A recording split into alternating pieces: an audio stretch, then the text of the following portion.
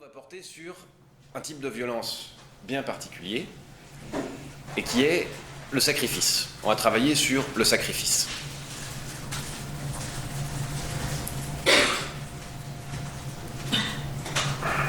Le plan du cours, que je vais avoir le temps de déployer, ça va être formidable. Le plan du cours est le suivant. On va s'intéresser d'abord à décrire un type de sacrifice, c'est-à-dire des pratiques dans un système culturel particulier, à partir de l'ouvrage de Jean-Pierre Vernant, Mythes et religions en Grèce ancienne. Prenez pas ça en note maintenant, en sortant du plan, j'écrirai tout ça au tableau. Dans un deuxième temps, on s'amusera à l'approfondir en utilisant en même temps certains mythes plus particuliers qui mettent en scène des sacrifices et une théorie anthropologique de la fonction sociale du sacrifice, en l'occurrence celle développée par un penseur français décédé en 2015 qui s'appelle René Girard. Pour ceux qui sont déjà allés sur YouTube, j'ai mis la référence d'une de ses conférences en bas du commentaire. Comme ça, si vous ne voulez pas lire La violence et le sacré, l'ouvrage de René Girard, vous pouvez regarder pendant une heure une de ses conférences qu'il a donnée à l'École normale supérieure. C'est absolument passionnant. Même si, justement, ça sera le troisième point du cours, on fera une contestation, on remettra en cause, on ira discuter cette théorie de l'utilité sociale de la violence. Et en l'occurrence de l'utilité sociale du sacrifice.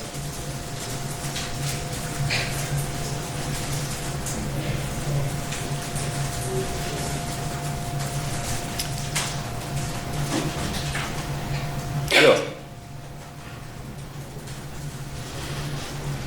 pourriez me dire, et je vous ne remercierai pas de poser une question aussi dure, pourquoi est-ce qu'on travaille sur un truc qui n'existe pas chez nous, que c'est encore un truc, le sacrifice, on ne fait pas de sacrifice aujourd'hui. En fait, ce qui va être intéressant, c'est d'essayer de repérer. Je dis bien de repérer, pas forcément d'identifier avec une certitude absolue, mais de repérer, d'interpréter les fonctions sociales qui sont à l'œuvre dans les sociétés qui pratiquent le sacrifice, de voir ces fonctions possibles de la violence organisée collectivement et d'essayer de comprendre comment elles sont prises en charge dans la société actuelle en France. En d'autres termes, à la fin de ce cours, j'aimerais avoir abordé l'essentiel du spectre des violences qu'on peut organiser socialement, d'avoir par là aperçu l'essentiel des fonctions qui peuvent être prises en charge par une violence organisée socialement. C'est un peu moins bien. Appliquez-vous, s'il vous plaît. Et à partir de là, vraiment, essayer de produire une théorie de l'usage social de la violence. À quoi ça nous sert? Comment on peut le faire? Ce que j'essaye de vous dire, un petit peu maladroitement, parce que je reste encore sur un fond d'énervement du début du cours, c'est terrible, ça me colle au doigt, c'est que on va aborder des théories de la violence, de la fonction sociale de la violence, notamment celle de René Girard, parfois celle de Ballandier. On va essayer d'en élaborer une à nous.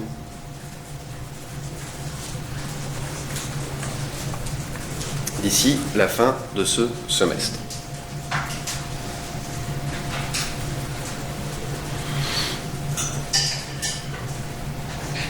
Alors, vous l'avez donc compris, à vos souhaits, le sacrifice qui va nous intéresser aujourd'hui, pour commencer, c'est le sacrifice dans les pratiques religieuses en Grèce antique.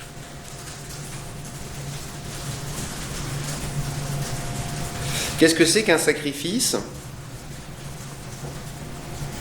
Fondamentalement, c'est une offrande aux dieux.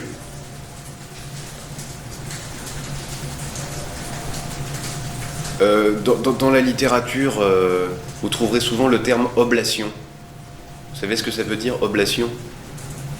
C'est tout simplement une offrande au Dieu. Du latin oblatio, offrande. Et le seul point qui est un tout petit peu intéressant là-dessus, c'est que jusque dans un temps assez récent, pas mal, on utilisait le mot oblat, O-B-L-A-T. Et qu'est-ce que c'est qu'un oblat? Un oblat, c'est une offrande à Dieu. C'est le fait. On disait que Jésus avait fait oblation de son corps à son Père, en quelque sorte. C'est ce qui est offert à Dieu. Mais on parlait aussi de cela, par exemple, pour des gens qui offraient du temps, où on consacrait un enfant à la vie religieuse, et c'était un oblat. Bien.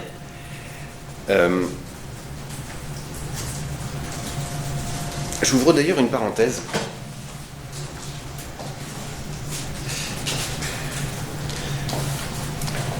Jean-Pierre Vernant, qui est donc un helléniste, spécialiste de la culture grecque, je crois qu'il est décédé en 2005, un homme particulièrement intéressant, brillant, mais très sympathique. Cet ouvrage-là date de 1990, je crois, oui. C'est ça. Jean-Pierre Vernant mentionne qu'il y a un affrontement dans l'histoire des religions, à son époque, sur deux types d'interprétations. Un type d'interprétation en quelque sorte anti-intellectualiste qui est à la mode et qui l'énerve et qui est aussi à la mode aujourd'hui, et qui consiste à dire il faut essayer de comprendre le cœur de la foi, c'est-à-dire le sentiment très spécifique qu'on trouvera au cœur de chaque croyant. Et au contraire, une approche très intellectualiste, c'est dans ces termes que lui en parle, et qui va consister à expliquer assez objectivement une religion, en disant, voilà, une religion, c'est des entrepreneurs identitaires, des entrepreneurs religieux, des données économiques qui vont expliquer telle et telle pratique religieuse, des rapports de force entre politique et religion pour se justifier à l'intérieur de chaque État, des problèmes diplomatiques.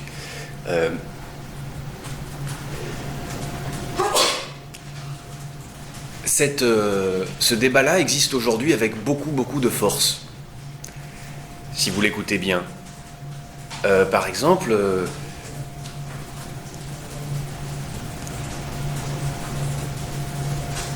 on va dire les intellectuels français ne sont plus capables de comprendre le fait religieux parce que ils sont trop dans l'intellectualité, ils refusent de voir la puissance de la foi, ce que c'est que la foi.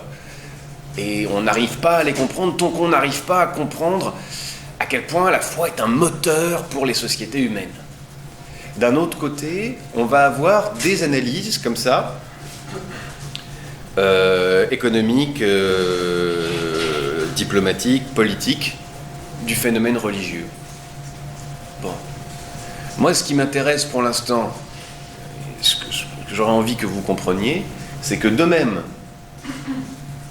qu'il n'y a pas d'essence d'une religion, et que prétendre qu'il y en a une, c'est toujours prendre position dans un champ polémique, de la même manière, en réalité, une religion est toujours un fait à la fois politique, diplomatique, économique, tout ce que vous, esthétique, juridique, c'est un fait social total, mais la façon dont on en parle témoigne simplement de la façon dont on se positionne dans un champ polémique. Je vous en donne un exemple. C'est vraiment pas très compliqué, de voir comment, par exemple, il y a des données militaires. Vous voyez bien qu'il y a des affrontements, des guerres de religion, des camps chiites contre sunnites, par exemple, récemment, qu'il y a aussi des données économiques à l'intérieur de ça, et vous le voyez bien. Genre en Grèce, où vont les biens de l'Église, comment est-ce qu'on fait payer l'Église, etc., etc. Vous voyez bien aussi qu'il y a une diplomatie vaticane. Vous voyez bien qu'il n'y a aucune difficulté à voir à quel point on peut interpréter, ou par ailleurs, comment est-ce qu'on peut faire des liens entre le niveau de développement d'une société et le type de religion qui s'y pratique. Où est-ce qu'on va voir des renouveaux de pratiques, on va dire, charismatiques, de religion charismatique, avec des sectes baptistes où tout le monde vient chanter, etc. etc. Bon, vous voyez bien qu'on peut évidemment toujours les considérer comme des faits sociaux totaux, même si j'aime pas dire totaux. Enfin, faudrait peut-être que j'apprenne à aimer à dire totaux.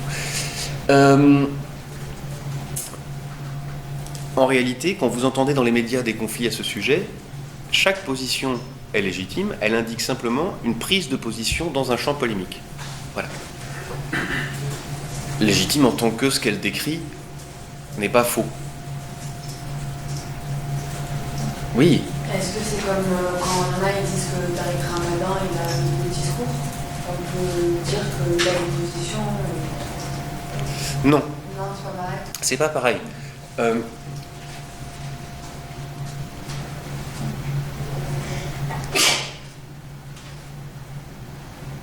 Lorsque certains disent,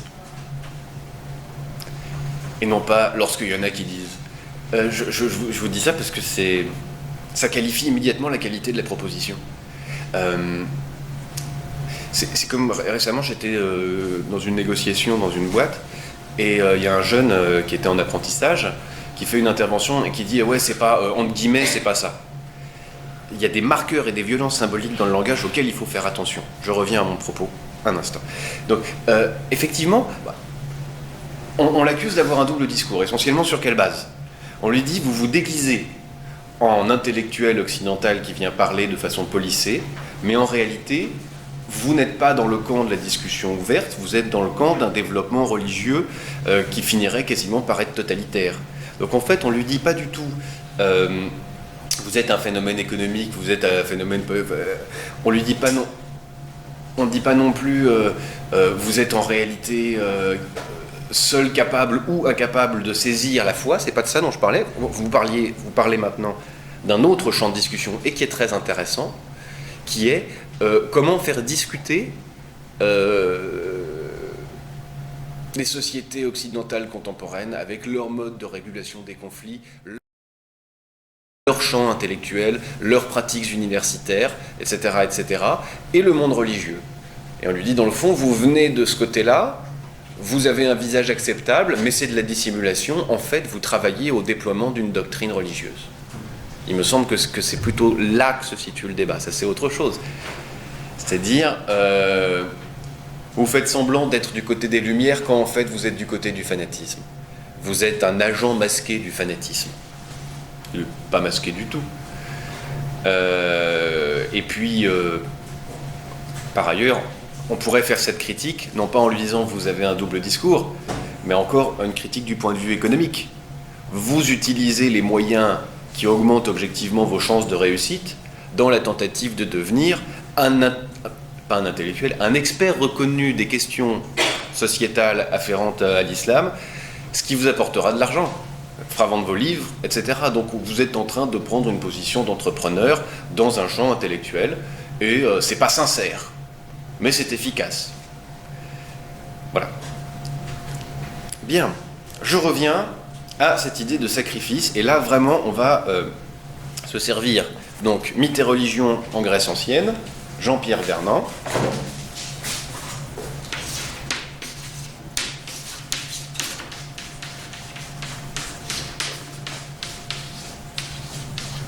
« 1980. Il consacre au sacrifice, donc vous pouvez le lire facilement, un court chapitre.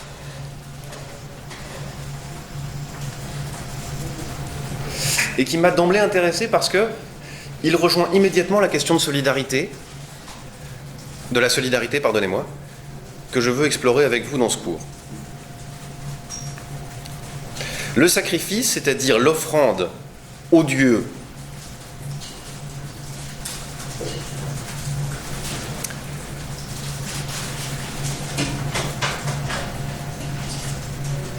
va d'abord mettre en scène la hiérarchie des dieux,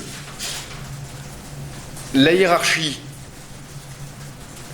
entre Dieu et humains, la hiérarchie entre les humains. On va, au moment du sacrifice, en quelque sorte faire ressortir dans quelque chose qui s'apparente beaucoup à un repas de fête, dans une forme de célébration, faire ressortir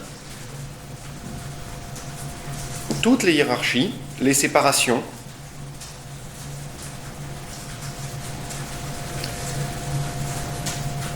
les catégories sociales, et ce, aussi bien dans ce qui relève du divin que dans ce qui relève de la société humaine, qui se retrouve à la fois mise en parallèle et mise en contact. Mise en parallèle parce que de même que l'une est organisée et hiérarchisée, de même l'autre est organisée et hiérarchisée, et par ailleurs mise en contact parce que même si on n'est plus dans l'âge d'or dans lequel les dieux mangeaient avec les humains et parfois couchaient avec les humains, etc., etc., néanmoins on reste en contact avec eux. On leur donne à manger, quoi. Dites-moi. Est-ce qu'il y a une hiérarchie des offrandes ? Oui. Mais pas dans le sens que vous pourriez entendre. D'abord, c'est très très intéressant votre question. Vous allez voir pourquoi. C'est très bien d'ailleurs, ça me permet de rentrer immédiatement dans le corps du sujet. Comment se déroule un sacrifice ? Alors, les sacrifices sont réalisés sur un autel. Et il y a deux types d'autels. Les autels pour les offrandes qui vont en quelque sorte partir en fumée vers le ciel, et des offrandes qui vont plutôt être consacrées aux forces chtoniennes, aux forces terrestres, où on aura plutôt une fosse. Sur cet autel, on pourra d'ailleurs, c'est assez amusant, égorger une bête, par exemple un bœuf, avec la tête vers le haut, si c'est une offrande qui s'adresse plutôt au dieu de l'Olympe, ou avec la tête plutôt vers le bas, si c'est une offrande qui s'adresse plutôt aux forces chtoniennes. Mais ça peut être aussi un animal plus humble, ou encore des gâteaux, des graines, des fèves, de la bouillie. Et dans certains contextes, il n'y a pas de différence qualitative entre égorger un bœuf et égorger des fèves, Alexandre, et offrir des fèves sur l'autel. Dans d'autres, il y en a. Essentiellement lorsque certaines sectes grecques, et notamment la secte orphique, je ne vais peut-être pas détailler ce que c'est que la secte orphique, mais enfin peu importe.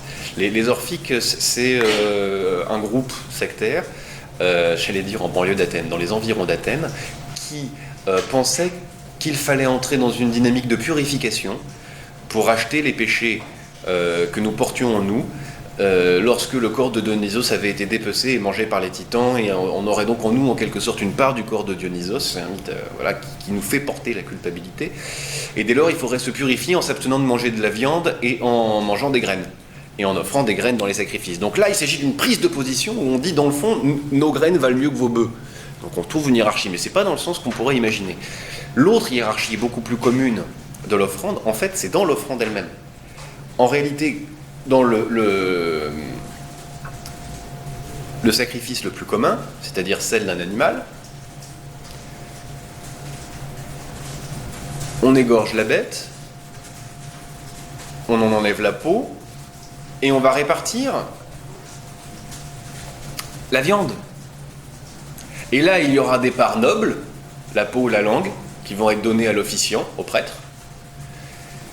Certaines parties qui vont être immédiatement grillées et données à ceux qui ont aidé l'officiant, aux aides en quelque sorte.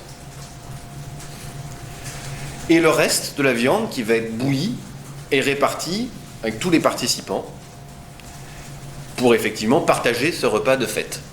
Donc vous pouvez voir effectivement une hiérarchie à l'intérieur de l'offrande. Mais il n'y a pas, à proprement parler, de hiérarchie. Il n'y a même pas, pour être tout à fait sincère, de hiérarchie des officiants. C'est le point le plus intéressant, je crois. N'importe... Et là, vous allez me reprendre tout de suite. Vous allez immédiatement me reprendre. Je vous attends au tournant. N'importe quel homme, citoyen, peut faire un sacrifice. Du moment qu'il est pur, qu'il n'a pas fait de péché, enfin c'est pas le bon terme, mais qu'il n'a pas été souillé par une offense faite au Dieu. Et là, vous me reprenez. Et donc, il y a une hiérarchie. Et quelle est la hiérarchie ? Ben voilà, on commence par là. Les femmes, les esclaves, les enfants, voilà, les étrangers, vous y êtes, c'est parfait. Donc on a immédiatement identifié à l'intérieur de la cité, via ça, une hiérarchie qui est quand même relativement forte, sont une petite société d'égaux, tous ceux qui ne sont pas des femmes, des enfants, des étrangers ou des esclaves. Ce qui est quand même... ce qui est quand même assez disqualifiant pour cette communauté d'autres, ceux qui ont commis des souillures vis-à-vis des dieux. Donc effectivement, il y a une hiérarchie et symboliquement, elle est assez puissante. C'est-à-dire qu'on va mettre au même rang les criminels, les femmes, les enfants, les esclaves. Voilà.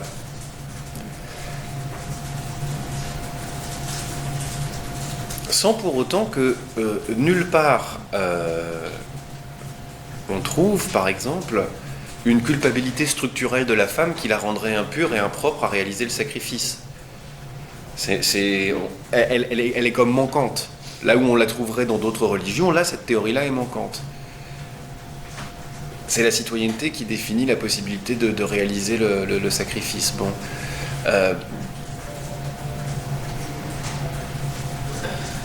Je suis même pas certain que tout type de geste religieux, je suis même certain du contraire, soit interdit à des femmes. Il y a des prêtresses. Mais en tout cas, pour ce qui est du rite civique, ce sont les hommes qui vont effectivement le faire. Et théoriquement, le sacrifice peut être à peu près fait n'importe où le divin est présent. Alors le divin n'est pas présent n'importe où, et ça c'est un autre point intéressant. Le divin est présent dans les temples, il est présent dans les autels, mais il est aussi présent, par exemple, sur des roches sacrées. Et là, ça devient de plus en plus intéressant pour moi, dans des arbres, dans la foudre, on le comprend, à des carrefours, à des cimes de montagnes.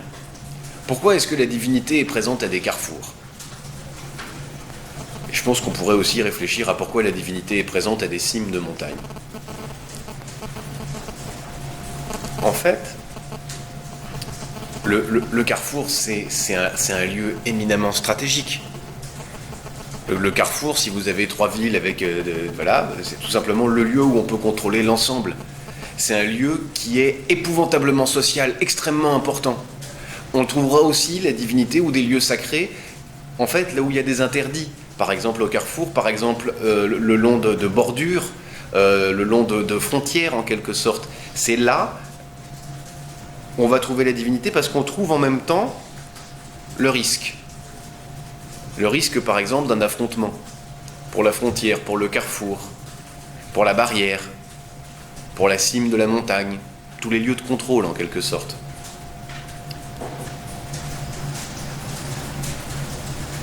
Je ne sais pas si vous vous souvenez de... Parce que vous avez tous lu ou vu Oedipe, n'est-ce pas ? Bon, ben dans Oedipe, la catastrophe, c'est le carrefour. Qu'est-ce qui se passe là-bas ? Ben oui, justement, ça doit être intéressant, non ?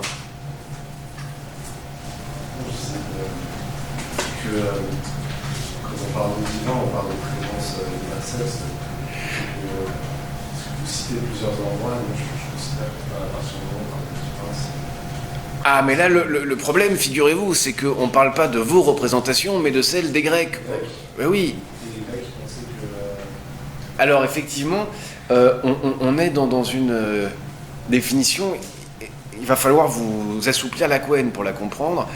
Parce que c'est un exercice que l'anthropologie demande tout le temps à tout le monde, ne vous inquiétez pas, il n'y a rien de discriminant là-dedans. Par exemple, il y aura du Zeus dans certaines choses. Zeus, c'est la puissance infinie, l'ordre, l'organisation, mais dans tout ce qui va manifester de la puissance, on va voir du Zeus. Il y aura en quelque sorte la paternité de Zeus n'est pas la foudre, c'est pas Zeus qui a fait tadam. Bon, des fois si, quand il est énervé, mais surtout on voit du Zeus. De la même manière, la pluie, c'est Zeus pleut, on dit. Chez les Grecs, on dit Zeus pleut. Vous voyez, c'est... Donc, ce sont à la fois des figures humanoïdes, mais à la fois ce sont des principes. C'est excellente remarque, vous allez voir. On va dire des tas de choses intéressantes grâce à vous. Il y a une hiérarchie dans le divin. il y a une hiérarchie dans le divin avec des dieux, d'abord, des démons, avec un sens un peu différent, probablement. Il y a aussi des demi-dieux. Et même, on va les faire entrer dans la catégorie du divin des morts. Parce que si je puis me permettre ce jugement atroce, les morts, en un sens, sont immortels. En tout cas, eux sont pérennes. Bien. Donc vous avez déjà les dieux, les demi-dieux, les héros, en quelque sorte, et les morts. Or, les héros, ce sont souvent en fait des choses. Ce ne sont pas tant des personnes que des choses. Ils sont quasiment définis que par ce qu'ils sont. Souvent, ils sont très locaux, et ça va être le héros du tison, le héros de la charrue, le héros du paix, enfin, vraiment peu importe. Là, par exemple, Jean-Pierre Vernant cite un héros qui est sur le bord d'un stade, et alors quand on arrive au stade, on va faire des offrandes à ce héros, et de mémoire, le héros s'appelle Taraxipos. Et Taraxipos, ça veut dire faire peur aux chevaux. Donc c'est un mec, un jour, il a fait peur à un cheval. Et depuis, c'est le fait peur aux chevaux. Mais vous voyez, ça, c'est une divinité un peu, comment vous dire, pas triviale. Mais vous voyez bien que c'est pas la personne qui est importante et dont on va raconter l'histoire. Il est une chose. Donc c'est du divin, c'est une divinisation d'un truc, la peur des chevaux. Voilà, et une personnalisation de ça.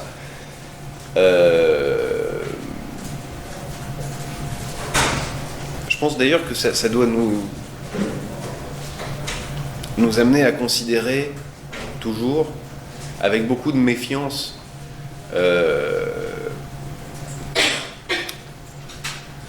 les contenus religieux qu'on explore. En d'autres termes, il ne faut jamais prendre des religieux pour des fanatiques. Quand quelqu'un dit « je rends un culte à Taraxipos », c'est-à-dire à fait peur aux chevaux, il n'est pas peut-être réellement en train de croire que le grand Taraxipos a existé et que son existence est incontestable. Il sait probablement que le plus important, c'est qu'il rend un culte, une religion, qu'il associe à ses co-religionnaires, et qu'il s'abandonne en quelque sorte à cette foi, de manière non pas ludique, mais essentiellement sociale et dévote, religieuse. Peut-être dévote n'est pas le bon terme. Bien. Donc, on a déjà les dieux, avec un X parce qu'on est chez les Grecs.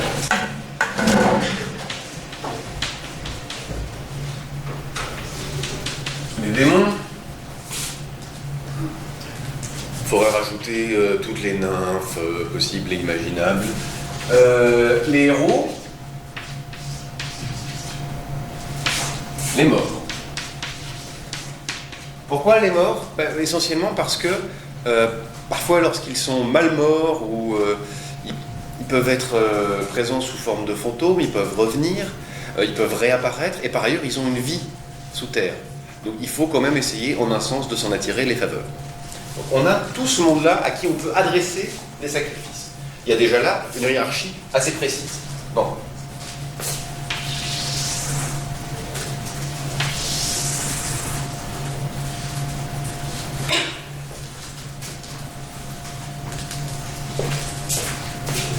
Au-dessous, on va trouver les citoyens.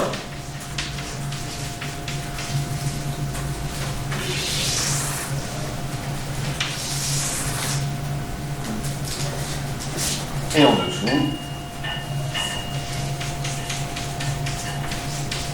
les femmes, les enfants, les étrangers, les esclaves.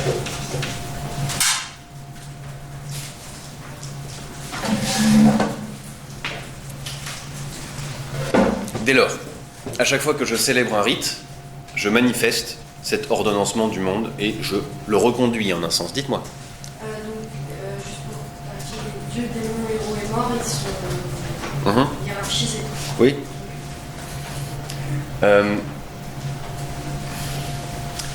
On pourrait même dire, en quelque sorte, qu'ils sont hiérarchisés dans le temps, par ordre d'apparition. Les morts étant des humains dégénérés. Dans les premiers temps, dans les temps des héros, lorsqu'il y avait encore des demi-dieux, ces demi-dieux-là avaient une vie extrêmement longue, ça c'est une chose héroïque. Pas forcément très longue d'ailleurs, Achille est mort jeune, mais Héraclès aussi.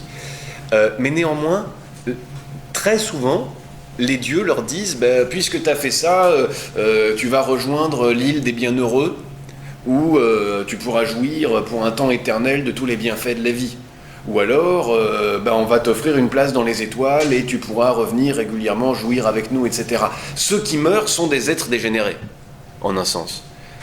Ce sont déjà ceux qui ne sont plus dans l'âge d'or, qui sont plus des dieux, et qui sont plus non plus des immédiats dérivés des dieux, c'est-à-dire des démons. Voilà. Ça vous va comme réponse? Donc c'est à la fois une hiérarchie, on va dire, dans la puissance, mais c'est aussi une hiérarchie dans l'ordre d'apparition. Voilà. Est-ce que, dans le cas des sacrifices, est-ce que les titans entrent en jeu? Est-ce qu'on se met à vénérer carrément les montagnes, la mer?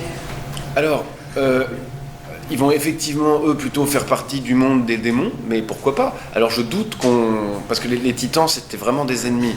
Mais en même temps, pourquoi ne pas évoquer le nom de tel titan sous tel volcan pour éviter sa colère? Effectivement. Pourquoi ne pas évoquer le nom d'Atlas pour que le ciel ne nous tombe pas sur la tête? C'est quand même lui qui porte. Donc effectivement, on peut organiser un culte mineur par rapport aux titans. Oui. Et j'ai une autre question. Mais tant mieux. Au niveau des lieux, vous étiez parti pour dire qu'il y avait une hiérarchie, sauf que vous avez dit que c'était seulement des lieux stratégiques. Je dis que les lieux qui sont sacrés, et où occasionnellement, lorsqu'on ne le fait pas à l'autel, on peut réaliser les sacrifices, effectivement, se trouvent être, pour la plupart, l'arbre non, le caillou non. En revanche, la route, la bordure, la séparation, le carrefour, oui. Et comment est-ce qu'ils en viennent à choisir un lieu, par exemple, dedans, par exemple, je sais pas, la grotte de la Pythie, au fond de la montagne, comment est-ce qu'ils arrivent à se dire, ah, ici, ça sera un lieu sacré? Les mystères de la divinité sont impénétrables. Mais néanmoins, je vous proposais une interprétation immédiate qui était de dire, parfois, c'est l'expression de la puissance dans l'objet. Un arbre gigantesque, sublime, une grotte très très perdue, etc., qui manifeste la puissance du divin, bon, pourquoi pas. De l'autre côté, ce sont des lieux stratégiques, c'est-à-dire c'est d'abord l'intensité de la relation entre humains et l'extrême urgence de pacifier le lieu, d'éviter les conflits, qui font qu'on va déployer de la violence sur le lieu. C'est sympa, c'est quoi? Pardon? Votre pull? Mon pub. Et pourquoi il y a une pub? Ah oui, est-ce que vous êtes sur Internet? Non, c'est... Ah, bah vous étiez sur Internet avec votre portable. Elle est bonne celle-là. Pas vous, hein, la blague. Or donc, pouf pouf. Non, vous inquiétez pas, je suis pas perdu. Alors, ça me permet de vous donner un premier aperçu de la théorie développée par René Girard sur la violence et le sacré. Cette théorie est la suivante. On place des sacrifices partout où il y a du risque. Dans les moments et dans les lieux, essentiellement les moments d'ailleurs où il y a des risques, c'est-à-dire la naissance, la mort, le mariage, et ce, non seulement parce qu'il y a des questions d'alliance, mais encore parce qu'il y a des enjeux économiques dans les mariages, et des alliances, et des enjeux stratégiques. Bon. Donc partout où il y a un danger de conflit, mort, naissance, mariage, et dans les lieux,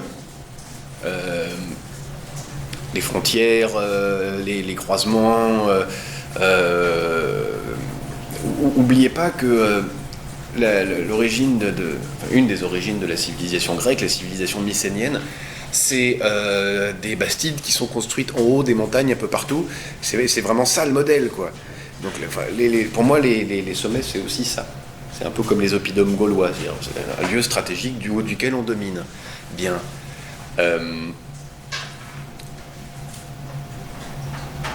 Dès qu'il y a un risque, on place de la violence collective en quelque sorte pour repousser l'affrontement en identifiant un bouc émissaire. C'est-à-dire que lui, il nous dit, voilà, je vous expliquerai ça en détail, il y a de la violence entre les humains, à cause d'un désir mimétique, je vous expliquerai ça tout à l'heure, il y a de la violence entre les humains. Pour la repousser, pour s'en prémunir, ce qu'on va faire, c'est qu'on va, dans la mêlée, en quelque sorte, identifier quelqu'un, un bouc émissaire, quelqu'un, puis un animal, puis quelque chose, sur lequel on va projeter toute la culpabilité et qu'on va ensuite massacrer et diviniser en même temps. Voilà. Et donc l'idée étant que si le rôle du sacrifice c'est essentiellement d'éviter la violence, alors on va le retrouver partout où pourrait surgir de la violence. Par exemple, si on fait un sacrifice pour favoriser une bonne récolte, c'est parce que la mauvaise récolte ou la richesse produite par la bonne récolte sont des enjeux de conflit. Voilà. La première partie de mon propos consistait à dire que si on suit Jean-Pierre Vernant à la lettre, le sacrifice tel qu'il nous est présenté commence d'abord par se présenter comme une célébration, vraiment une célébration de la hiérarchie et des hiérarchies, de la structure sociale. Donc ça se placerait très clairement du côté de la solidarité organique. Solidarité organique, c'est-à-dire différenciation, renouvellement des liens d'interdépendance, chacun est à sa place, à son niveau, dans son rôle, et la société peut bien fonctionner. Je vous ai promis, dans un deuxième temps, d'illustrer tout ça à partir d'un mythe bien particulier. Et j'ai choisi Iphigénie. Vous connaissez l'histoire d'Iphigénie ? Non, vous connaissez pas l'histoire d'Iphigénie ? Oh. Bon. Alors, on est dans l'Iliade et l'Odyssée, mais on est surtout dans l'Iliade encore. Voilà, avec Homère, c'est revenu. Iphigénie. Alors, je vous raconte l'histoire. Enfin, le début de l'histoire, parce que vous allez voir qu'en fait, c'est beaucoup, beaucoup plus compliqué qu'il n'y paraît au début. J'étais obligé de prendre des notes alors que ça ne m'arrive jamais, tellement l'histoire est complexe. Or donc, Hélène a été enlevée par Paris. Enfin, enlevée. C'est pas bien. Toujours est-il qu'elle est partie avec lui et qu'elle vogue désormais au loin sur les... Ben non, elle vogue plus, d'ailleurs elle est tranquillement dans un palais à Troie. Voilà. Et donc les Grecs sont rassemblés à Argos, petit port, avec toute la flotte de toutes les armées grecques rassemblées pour partir, mais il n'y a pas de vent. Il n'y a pas de vent, donc ils ne peuvent pas partir faire la guerre pour récupérer Hélène, alors ça ne va pas. Ménélas est très mécontent parce que Ménélas, c'est l'ancien mari d'Iphigénie. C'est le cocu de l'histoire. Donc il est furieux. Je vous conseille d'ailleurs, sur le merveilleux livret de Meillac et Halévy, La Belle Hélène d'Offenbach. Comme ça, quand vous l'aurez tous vu, on pourra chanter ensemble et ce sera formidable. Donc voilà, la situation est la suivante. On a un mari cocu qui a rassemblé autour de lui toutes les armées de Grèce pour aller se venger. Et le problème, c'est que il n'y a pas de vent. Pourquoi il n'y a pas de vent ? Il n'y a pas de vent parce que le frère de Ménélas, Agamemnon, qui est un des rois, enfin c'est celui qui dirige toutes les armées, a commis une souillure. Quelle est la souillure ? Il a été très prétentieux. Il a dit J'ai tué une biche avec un tir si précis que même Artémis n'aurait jamais pu le faire. Alors Artémis, elle dit quoi? Ah, pas ou quoi? Et donc elle le punit. Parce qu'il dit t'as été prétentieux, complètement, t'es dans l'excès, ça ne va pas. Voilà. Or donc voilà, toutes ces armées sont incapables de partir à l'autre. Voilà. Et donc, Artémis demande le sacrifice. Elle demande le sacrifice de la fille d'Agamemnon, Iphigénie. Sans quoi, pas de départ. Alors, évidemment, c'est le début d'un certain nombre de tragédies, où comment faire venir Iphigénie, alors on prétend qu'on va la marier à Achille, etc. Enfin, qui est là avec les autres armées grecques. Achille, c'est Brad Pitt dans 3. C'est pour préciser. Voilà. Et alors...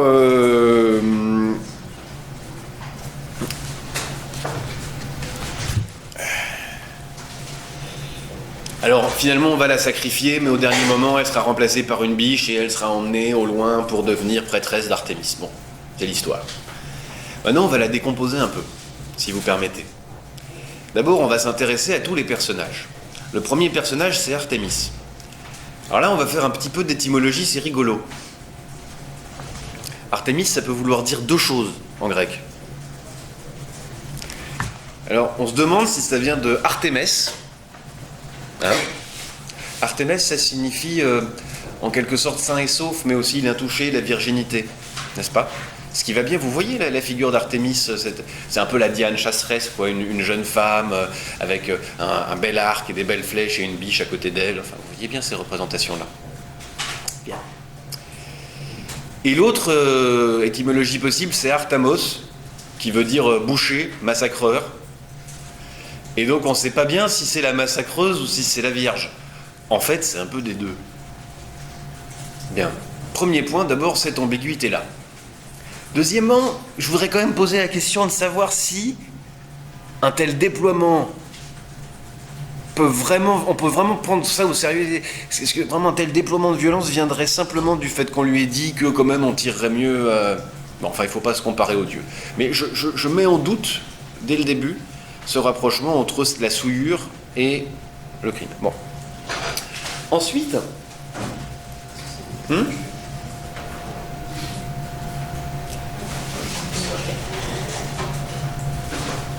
Tout simplement, ne me posez pas la question.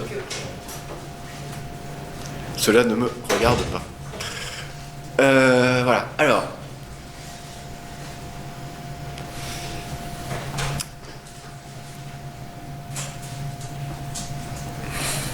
Alors vous pourriez me dire, on est obligé de sacrifier parce que on a fait un péché de solidarité organique, on n'a pas respecté la hiérarchie, on n'a pas respecté les séparations, on a comparé du divin et de l'humain. Et c'est Agamemnon qui est responsable de cette souillure. En réalité, il est porteur d'une souillure beaucoup plus ancienne et que je vous propose d'explorer et que les Grecs, eux, ne pouvaient pas ignorer. Agamemnon, il est dans la famille des Atrides. Alors, les familles des Atrides, c'est tout un pataquès, on va le faire rapidement. Alors, Zeus, ça commence par Zeus, couche avec une femme. Et il a un fils qui s'appelle Tantale. Bon. Zeus nous donne Tantale. Donc Tantale, c'est un hybride, il est mi-homme, mi-dieu. Et d'ailleurs, il mange régulièrement avec les dieux, font la fête ensemble, seulement un jour, il décide de leur faire manger son fils Pélops. Ne te demandez pas pourquoi. Alors, donc il y a Pélops.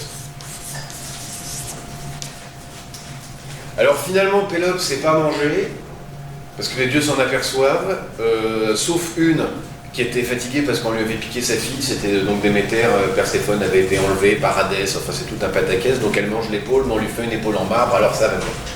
Bon. On fait bouillir son corps dans le salive d'une déesse et à la fin il renaît. Alors, Pélops, donc Pélops lui c'est un humain. Voilà, il a 2 fils. Atrée et Thyeste. Atrée, d'où la famille des Atrides. Thyeste, alors Atrée est le roi, Thyeste veut lui piquer son trône. Alors il lui fait des mauvais coups, mais finalement, Atrée fait manger ses propres enfants à Thyeste au cours d'un repas, et ça recommence. Non, mais je rigole, c'est toute une histoire comme ça. Alors attendez, j'ai pris des notes. Alors Thyeste, pour se venger, sous le conseil d'un dieu, fait un enfant avec sa fille Pélopia, qui va ensuite, elle, épouser son oncle Atrée, qui va élever le fils de Pélopia et de Thyeste comme son propre fils, et l'envoyer tuer Thyeste plus tard, mais il va comprendre la vérité et revenir pour tuer Atrée, mais finalement il le... Alors c'est tout un pataquès. Atrée a 2 fils, Agamemnon et Ménélas, qui rétablissent la puissance, mais Agamemnon sera assassiné pour avoir essayé de sacrifier sa fille Iphigénie par sa femme Clytemnestre, qui s'est remariée avec Égiste. Enfin, vous voyez cette espèce de pataquès de génération en génération, où sans arrêt, en fait, on est à la fois dans la souillure et la répétition de ce crime originel. Donc en quelque sorte, et tout ça va se terminer avec la génération d'après, Oreste et Électre, qui vont venger leur papa en assassinant. Donc on est en quelque sorte comme dans un effort répétitif pour se débarrasser de la souillure première.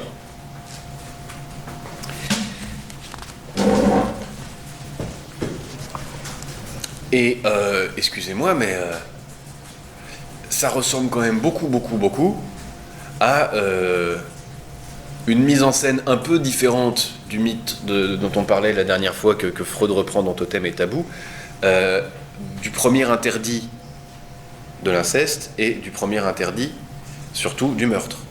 C'est-à-dire qu'on voit sans cesse des espèces d'unions complètement à contre-emploi et de meurtre, et qui donnent ça, sans arrêt. Sachant que l'épisode du sacrifice sur l'autel est une tentative de rétablissement, mais qui échoue.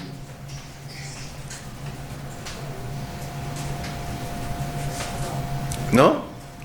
Non, mais c'est pas grave, à vrai dire, c'est cocasse. Je trouve que ce qu'il y a de plus beau dans cette salle, c'est vos ordinateurs, à la rigueur. Vous voyez, quand on arrive dans un lieu complètement anecdotique pour faire une réunion, et que d'un seul coup, il y a 4 beaux Mac qui sortent comme ça a l'air sérieux. Et là, j'ai peut-être 15 beaux ordinateurs, je me dis, waouh, on est dans un endroit connecté avec du matériel, alors qu'en fait, on peut même pas ouvrir une fenêtre. Mais ça, c'est tout autre chose.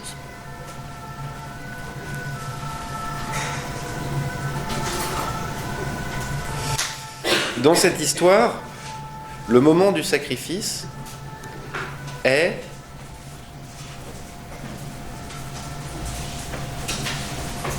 à mon sens, vraiment une célébration, une réinstauration et une célébration de la hiérarchie et de la solidarité organique. Pourquoi ? Parce que le roi des rois, Agamemnon, doit, pour sceller une alliance militaire entre des rois, c'est-à-dire des entités politiques différentes mais néanmoins alliées et qui doivent fonctionner ensemble, rétablir son propre rapport avec la hiérarchie supérieure, c'est-à-dire la divinité, pour pouvoir partir, réaliser leur but commun, à savoir mettre à sac la ville de Troie, parce qu'on ne me fera pas croire qu'on fait une expédition qui mobilise toute la Grèce pour aller chercher une jeune femme qui est partie avec un garçon plus beau et plus sympathique.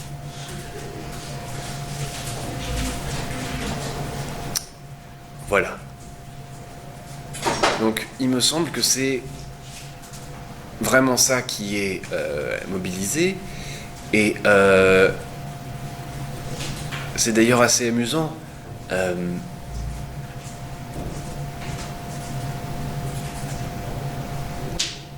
Artémis, qui est donc la déesse centrale de cette histoire-là, elle est à la fois déesse protectrice des vierges, etc., mais elle est aussi protectrice des chemins et des ports. Vous voyez ?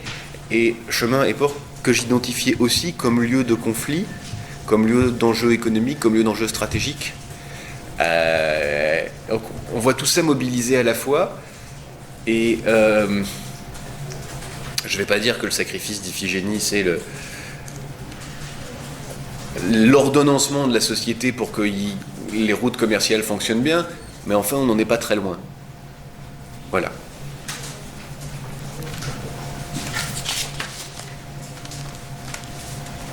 Alors, on va maintenant s'intéresser à la théorie de René Girard.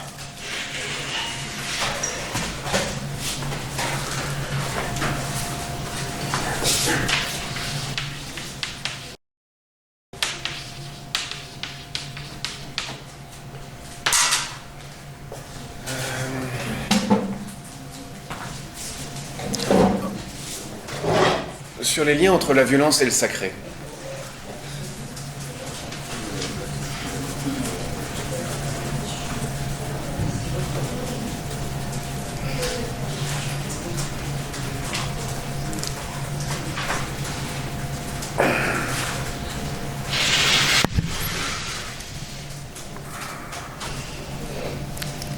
Non mais dites des choses intéressantes, plutôt que de piapiater. C'est pas intéressant le piapia. Même pour vous. Remarquez que c'est distrayant. Elle a compris, elle. Alors, je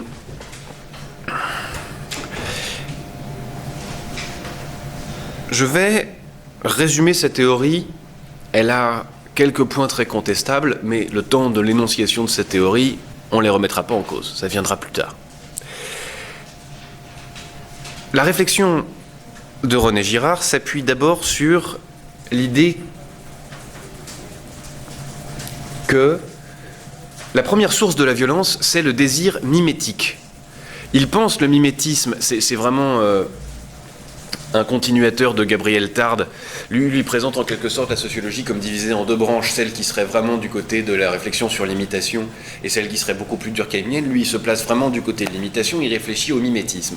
Et il dit, dans le fond, dans la vie sociale, tout est mimétisme. Il y a un niveau de mimétisme qui est extraordinaire. Je vous tends la main, vous me tendez la main, je vous refuse la main, vous allez bouder immédiatement. Donc en fait, on fonctionne quasiment tout le temps en miroir. C'est un exemple que je lui prends, hein, c'est dans une de ses conférences qu'il raconte ça. Le coup de la main tendue. Alors, la violence surgit dès que, entre humains, c'est dur de ne pas contester ça dès le départ, la violence surgit dès qu'entre humains, on désire la même chose. On a un désir mimétique. Pour être plus précis, lorsqu'on désire quelque chose, non pas pour l'objet, mais parce qu'il est désiré par l'autre.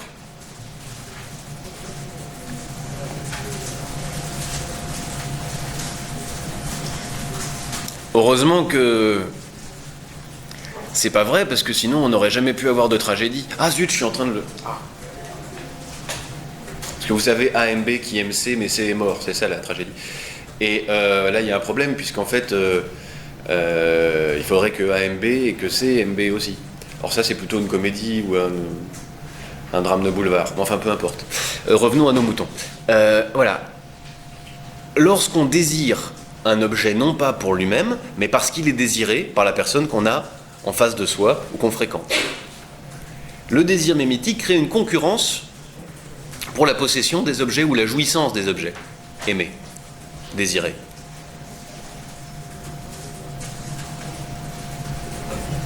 Cette concurrence pour la jouissance ou la possession de l'objet qui n'est désiré que parce qu'il est désiré par les autres crée de la violence, une passion de violence, une mêlée en quelque sorte. C'est là que surgit le sacré. La première naissance du sacré, c'est le sacrifice d'un bouc émissaire. Le sacrifice d'un bouc émissaire, c'est-à-dire, dans cette pulsion collective de violence, l'identification de quelqu'un, de quelque chose qui nous paraît coupable, plus coupable, et qu'on immole en le divinisant et en lui faisant ensuite symboliser les interdits, l'interdit de la violence par exemple, l'interdit de la destruction entre tous ceux qui ont sacrifié ensemble créant ainsi une nouvelle solidarité. Puisque nous avons sacrifié ensemble, nous nous appartenons, on n'a plus le droit de se tuer les uns les autres. On ne peut tuer que ceux qui ne sont pas comme nous et qui ont sacrifié à autre chose. En d'autres termes, on délimite une solidarité d'abord par... comment...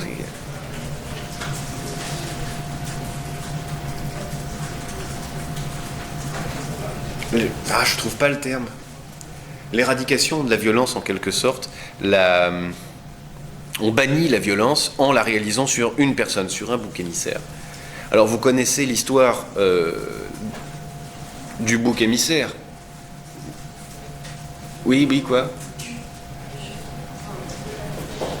Je comprends juste pas comment le bouc émissaire, c'est une chose qui évolue. Alors, je vais réexpliquer ce que c'est qu'un bouc émissaire, ou peut-être je vous laisse faire. Je crois que c'est un bouc. On envoie on met des choses sur lui pour symboliser les péchés de la communauté. On l'envoie une fois que le but c'est dans le désert.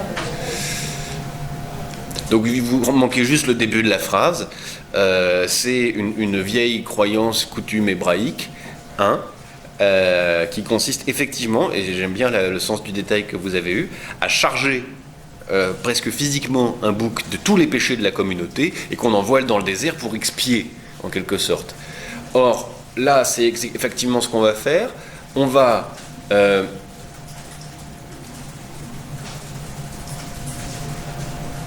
projeter toute la violence et tous les griefs créés par la concurrence autour du désir mimétique sur un individu qu'on va sacrifier. Alors d'ailleurs, il nous dit dans le fond,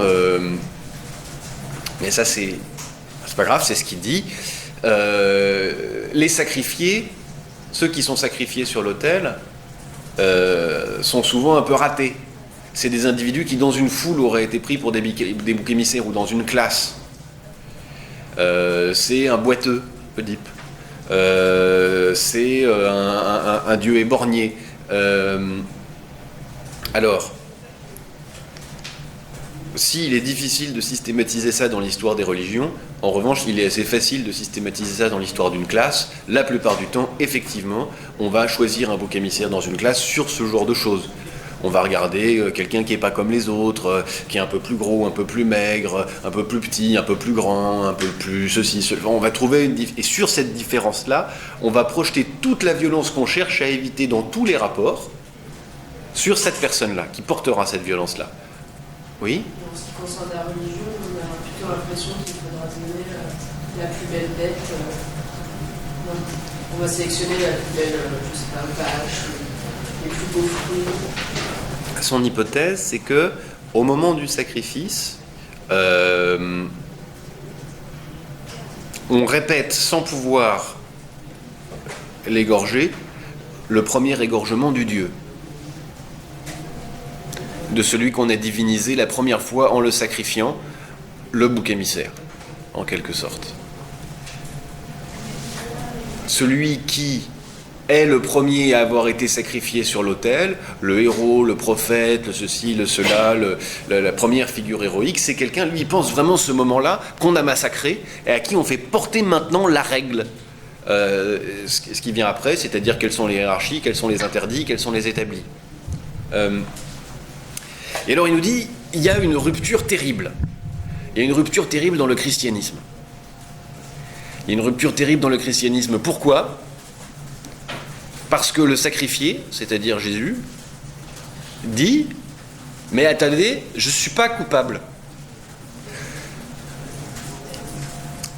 Alors, c'est pas que drôle. La théorie a quand même un certain niveau de puissance. Quand vous voyez, par exemple, vous avez tous travaillé, vous, sur les Tupinamba, l'anthropophagie chez les Tupinamba. Pour que ça se passe bien, il faut qu'il y ait un haut niveau d'intégration et que le Tupi sacrifié dise bah ouais, mais moi, c'est normal, vous me mangez, mais je vais affronter ça bravement parce que les miens en ont tué plein chez vous et on en tuera plein, et il assume pleinement ce qui est en train de se passer. Là, en l'occurrence, assez clairement, on a dans cet exercice une limitation de la guerre par le sacrifice. C'est-à-dire par le fait qu'on ritualise à l'excès de façon extraordinaire le fonctionnement de la guerre, de la consommation de la guerre, la consommation du sacrifice, la consommation de l'affrontement, la ritualisation de l'affrontement. En l'occurrence, ce qu'il nous dit, c'est que Jésus a ceci de particulier, enfin Jésus, on s'en moque, c'est pas ça la question, la façon dont ce personnage, cette personne historique, selon vos croyances, a été reprise par des traditions religieuses, c'est qu'il renvoie la culpabilité aux humains. Il renvoie la culpabilité aux humains.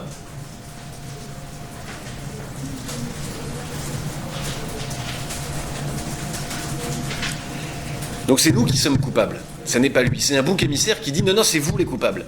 Donc il y a une espèce d'inversion.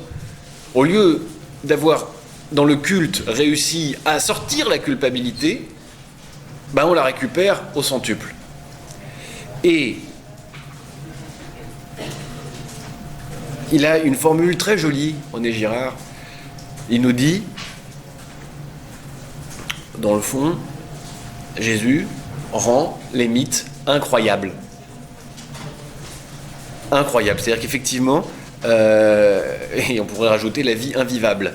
Mais il rend, là c'est pas moi, c'est toujours René Girard, mais c'est, il rend les mythes incroyables, il rend cette espèce d'outil à déculpabiliser et à pacifier en quelque sorte les relations, invivable.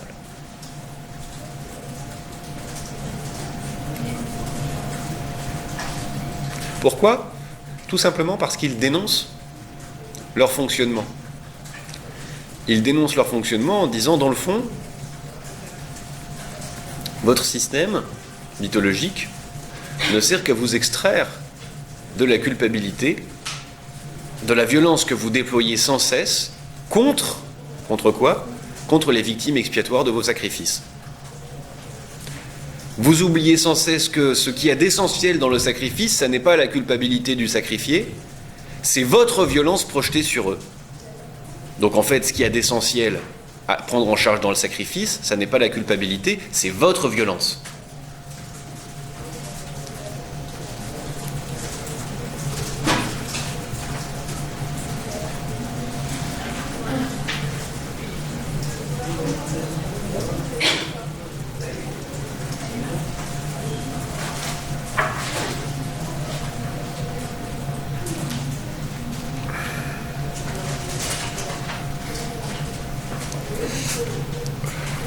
En d'autres termes, René Girard fait une interprétation très historique du phénomène. Que nous dit-il ? Il nous dit, voilà, on a un petit État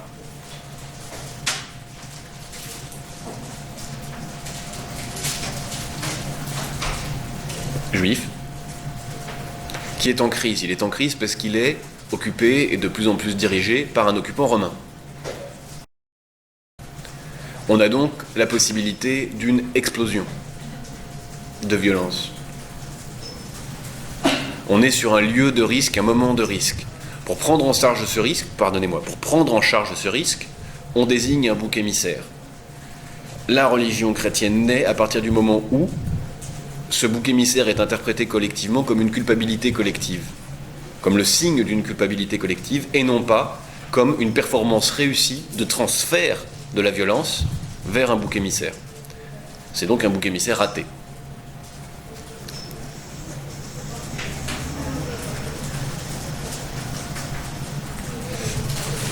Et c'est là que ça redevient intéressant d'avoir utilisé Iphigénie. Iphigénie, elle est bien évidemment innocente, c'est pour ça que Artémis ne va pas la sacrifier. Elle va en faire une prêtresse, etc. Et ça, c'est mis en scène, c'est parfaitement mis en scène dans le conte.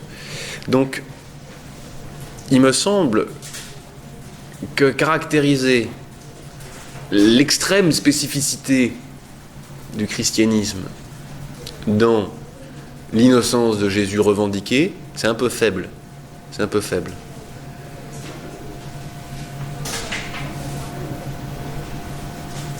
On pourrait effectivement, en revanche, la caractériser dans ce rapport particulier à la culpabilité, qui est originel, mais qui ne me semble pas devoir être rapproché du sacrifice.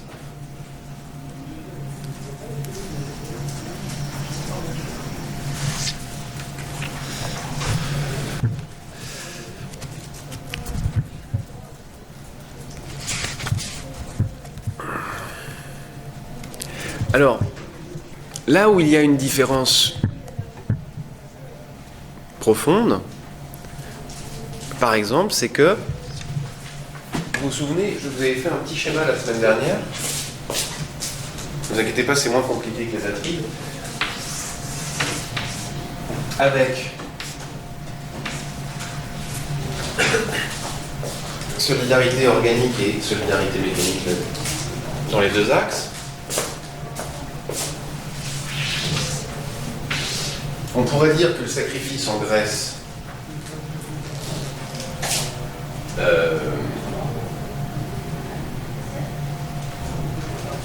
se situe vraiment ici, dans les deux schémas d'ailleurs, parce qu'il y a énormément de violence, égorger un bœuf ou symboliquement égorger sa fille, certains niveaux de violence, hein, et en même temps il y a une théorie qui l'explique et qui, dans l'intégration, dans la régulation, donc va unifier l'armée grecque et en même temps, comme je vous l'ai dit, vraiment établir la hiérarchie de façon systématique et régulière.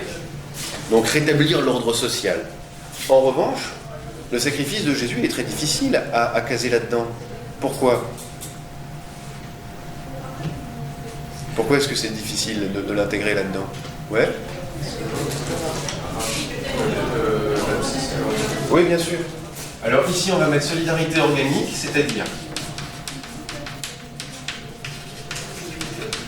Et solidarité mécanique. Et si vous voulez changer les abscissés ordonnés, vous pouvez mettre, pour un autre schéma, mais que j'utilise en superposé, je suis désolé, ça devrait être plus clair, le niveau de violence, ici, à société non violente, à société où il y a énormément de violence, et ici, on pourrait mettre l'arbitraire total en bas, et en haut, une théorie élaborée justifiant socialement la violence, l'usage social de la violence.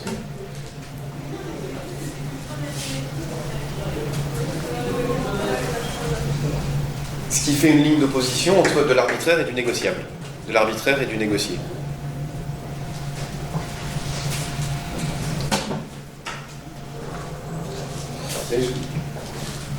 Je reviens donc à ma question. Si on compare ce sacrifice-là, qui est mis en scène dans la Bible par la crucifixion de Jésus, si on compare cela à l'épisode d'Iphigénie, ou plus généralement au mode de sacrifice qu'on a vu en Grèce antique, quelle est la différence fondamentale ? Oui ? Je pense que c'est que Iphigénie, ce qui est important, c'est pas de savoir si elle est innocente ou non, c'est juste de savoir si le sacrifice est justifié. Et il est censé l'être parce qu'il rétablit une espèce d'organisation sociale, alors que la mort de Jésus, on n'a pas l'impression que ce soit justifié. Enfin, c'est pas anodin, mais ça n'a pas d'incidence sur une communauté ou sur. Ça rétablit pas un ordre social. C'est le propre d'un martyr, c'est juste un martyr. Il y a d'autres idées ? Oui ?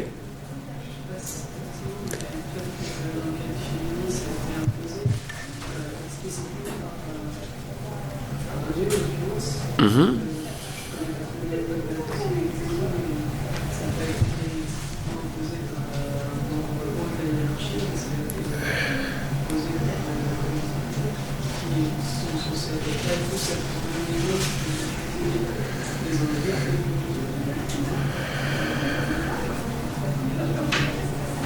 Bon, on va essayer de clarifier un peu les choses. Ah oui ? Peut-être par rapport à la solidarité mécanique, le fait que, comme on a un rapport avec le Dieu dans les Iphigénies, c'est pour établir une solidarité organique, en ce sens-là seulement ce serait légitime, alors que la crucifixion aurait permis de rétablir une solidarité mécanique. Ouais, c'est ça. Youpi, on y est arrivé. Vous avez entendu ce qu'a dit votre camarade ? D'accord. Alors, ce qu'il nous dit, je vais caricaturer votre propos, mais ne m'en veuillez pas. C'est pour simplifier. Si on caricature le propos de votre camarade, voilà ce que ça donne.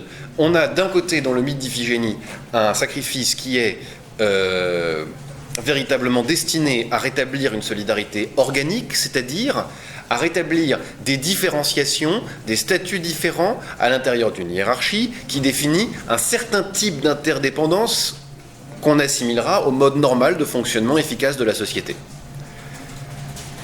Et je vous remercie d'avoir aperçu ça, c'est très bien.